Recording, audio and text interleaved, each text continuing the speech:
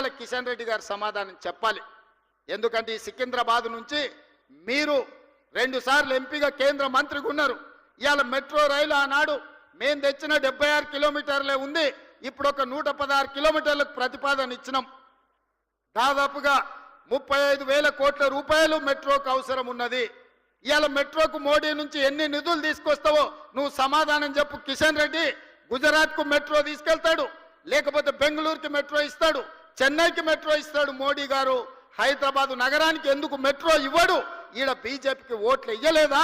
మిమ్మల్ని గెలిపించలేదా? మీరు కేంద్ర మంత్రి కాదా కిషన్ రెడ్డి గారు? మెట్రోకి ఇవాళ 35,000 కోట్ల రూపాయల అవసరం ఉన్నది. కేంద్ర ప్రభుత్వం నుంచి ఎన్ని నిధులు తెస్తావో ఇవాళ జవాబు చెప్పు. ఇవాళ మల్లన్న సాగర్ నుంచి గోదావరి జలాలను ఈ హైదరాబాద్ నగరానికి తాగడానికి తేవాలే. అదేవిధంగా ఉస్మానియా హిమాయత్ సాగర్లను ప్రక్షాళన చేసి మూసిని పునరుద్ధరించాలంటే గోదావరి జలాలు తరలించాలి. దానికి ఒక 7,000 కోట్ల రూపాయలు అవుతాయి. ఎంత తెస్తావో మోడీ దగ్గర ఈరోజు తెలంగాణ ప్రజలకు సమాధానం చెప్పు కిషన్ రెడ్డి. అదేవిధంగా రీజనల్ రింగ్ రోడ్డు నిర్మించాలంటే 35,000 కోట్ల రూపాయలు అవుతాయి. కేంద్ర ప్రభుత్వం నుంచి ఎన్ని నిధులు తెస్తావో తెలంగాణ ప్రజలకు జవాబు చెప్పాలి కిషన్ రెడ్డి నువ్వు. అదేవిధంగా ఔటర్ రింగ్ రోడ్డు నుంచి రీజనల్ రింగ్ రోడ్డుకు రేడియల్ రోడ్ చేయాలంటే అది ఇంకొక 15,000 కోట్ల రూపాయలు అవుద్ది. రీజనల్ రింగ్ రోడ్డు రేడియల్ రోడ్స్కి 50,000 కోట్ల రూపాయల నిధులు అవసరం ఉన్నాయి. నితిన్ గడ్కరీ దగ్గర మన ప్రతిపాదనలు పెండింగ్ ఉన్నాయి. ఎన్ని నిధులు తెస్తావో తెలంగాణ ప్రజలకు సమాధానం చెప్పాలి కిషన్ రెడ్డి నువ్వు. అదేవిధంగా మెట్రోను నిర్మించుకోవాలంటే, మెట్రోను పొడిగించుకోవాలంటే ఇంకొక 35,000 కోట్ల రూపాయలు కావాలి. ఇవాళ ఆ మెట్రో కోసం ఎన్ని నిధులు తెస్తావో తెలంగాణకు జవాబు చెప్పాలి కిషన్ రెడ్డి గారు. మీరు మోడీతో పాటు మీరు క్యాబినెట్లో మంత్రి, గుజరాత్కి మోడీ నిధులు తీసుకుపోతుంటే మీరు గుడ్లా పగిచ్చి చూస్తున్నారా? ఏం తెస్తావు తెలంగాణకని నేను అడుగుతున్నా. మూసీలో పోయి వండుకుంటా అన్నావు, మూసీలో వండుకో, మూసీలో మునుగు. మోడీని తీసుకొచ్చి మూసీని చూపించు. ఎంత దరిద్రంగా, ఎంత కలుషితం అయిపోయిందో. కెమికల్ ఫ్యాక్టరీల నుంచి ట్యాంకర్లు వచ్చి ఎట్లా పోస్తున్నాయో. మూసీలో చచ్చిపోయిన మనుషుల కలేబరాలు, కొట్టుకొచ్చిన పశువుల శవాలు ఇవాళ నల్గొండ జిల్లా ప్రజల జీవితాలను అతలాకుతలం చేస్తున్నాయి. అయినా నీకు కనికరం కలగలేదా కిషన్ రెడ్డి గారు అని నేను అడుగుతున్నా. ఇవాళ బీఆర్ఎస్ వాళ్ళు, బీజేపీ వాళ్ళు మూసీని అడ్డుకుంటామంటున్నారు. ఎందుకు అడ్డుకుంటారు? ఎందుకు అడ్డం పండుకుంటారని నేను అడుగుతున్నా. ఈ కాలుష్యాన్ని తొలగించాల్సిన అవసరం లేదా? హైదరాబాదు నగరం మరో ఢిల్లీ లాగా మారాలనా? ఈ కాలుష్యంతో మనం బతకలేని పరిస్థితి వచ్చి మళ్ళీ అడవుల్లోకి పోయి ఆది మానవుల్లాగా మనం బతకాలనా? లేకపోతే అధునాతనమైన నగరంలో ఈరోజు మనం నివసించాలనా? తెలంగాణ సమాజం ఆలోచన చెయ్యాలి. ఈ నగరం మనది. ఈ నగరం మనం బ్రతకడానికే కాదు, మనకు ఉపాధి ఇచ్చింది, మనకు ఆదాయాన్ని ఇచ్చింది, మనకు ప్రతిష్టను తెచ్చింది. ఈ నగరం ప్రపంచంతో పోటీ పడాలి అంటే రీజనల్ రింగ్ రోడ్డు నిర్మించుకోవాలి, రేడియల్ రోడ్స్ నిర్మించుకోవాలి, ఎస్టీపీలు నిర్మించుకోవాలి, ఫ్లైఓవర్లు కట్టుకోవాలి. అదేవిధంగా గోదావరి కృష్ణా నదీ జలాలను తాగడానికి తరలించుకోవాలి, మెట్రో రైలును విస్తరించుకోవాలి. ఇవన్నీ పనులు చెయ్యాలంటే ఈ రోజున్న అంచనాలకు ఫ్యూచర్ సిటీ కాకుండా వీటికి 1,50,000 కోట్ల రూపాయలు కావాలి. రాబోయే 4 ఏళ్లలో 1,50,000 కోట్లు ఈ పనులన్నిటికీ ఖర్చు పెడితే హైదరాబాదు నగరం ఒక అద్భుతమైన నగరంగా మారుతుంది. ఈ అద్భుతమైన నగరం ప్రపంచ పెట్టుబడులకు వేదిక అవుతుంది. ఈ ప్రపంచ పెట్టుబడులకు మన నగరాన్ని వేదిక చెయ్యాలి అంటే కేంద్ర ప్రభుత్వం సహకరించాలి. ఏడ్చేటోడు ఏడుస్తాడు. ఏడ్చేటోడు గురించి నాకు బాధ లేదు. ఎందుకంటే బీఆర్ఎస్ వాళ్ళు మేము చెయ్యలేదు, ఈయన చేస్తున్నాడు, ఈయనకు పేరు వస్తే మా మనుగడ ఉండదు, మా ఉనికి మాయమవుతుందని వాళ్ళు బాధపడుతున్నారు. వాళ్ళ బాధ మనం అర్థం చేసుకుంటాం. కానీ 11 ఏళ్ల నుంచి 3 సార్లు ప్రధానమంత్రిగా మోడీ ఉన్నాడు. హైదరాబాదు నగరంలో వరదలు వచ్చి మునిగిపోయినప్పుడు 1 పైసా కూడా ఇయ్యలే మోడీ.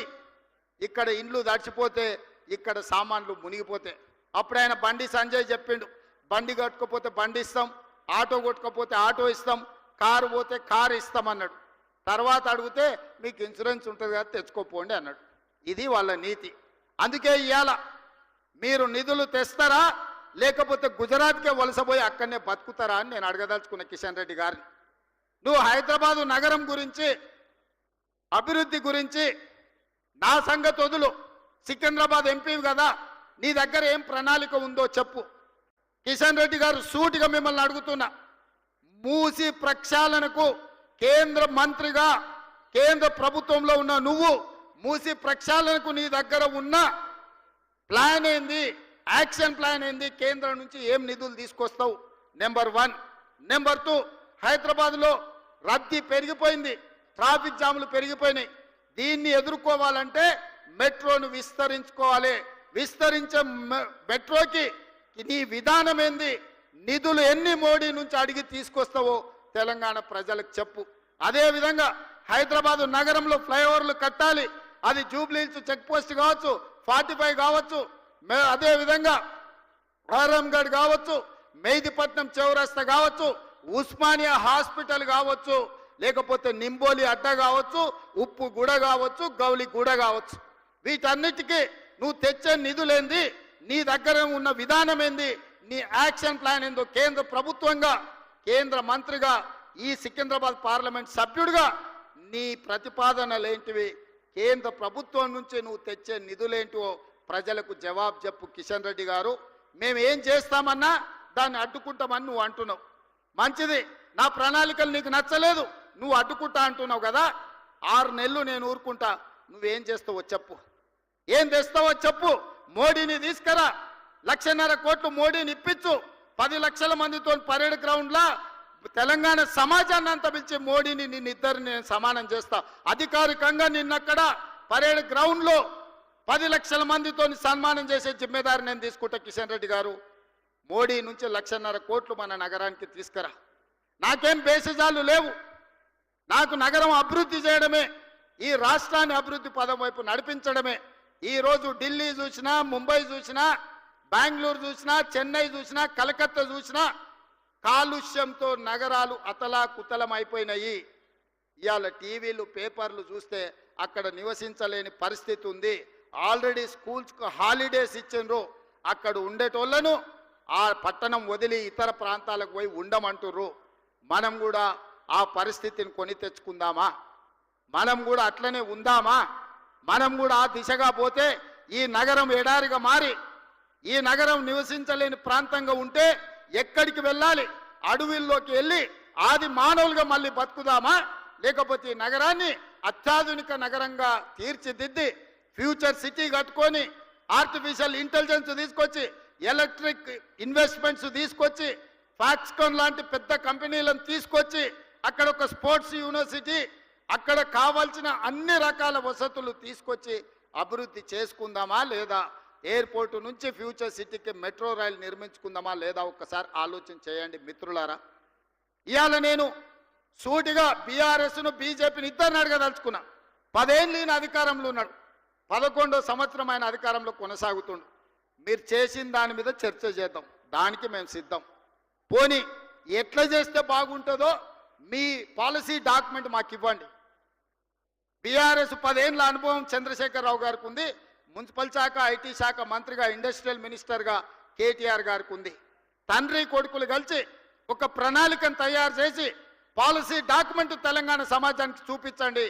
ఎస్, ఈ ప్రభుత్వం ఈ ప్రణాళికతో ముందుకు వెళ్ళాలి, ఈ విధంగా అభివృద్ధి చేస్తే దీనికి అయ్యే నిధుల ఖర్చు ఇంత, ఈ నగరం అభివృద్ధి ఈ రకంగా చెందుతుంది, దీనికి ప్రతిపక్షంగా మేము సూచన చేస్తున్నామని మీరు ఒక పాలసీ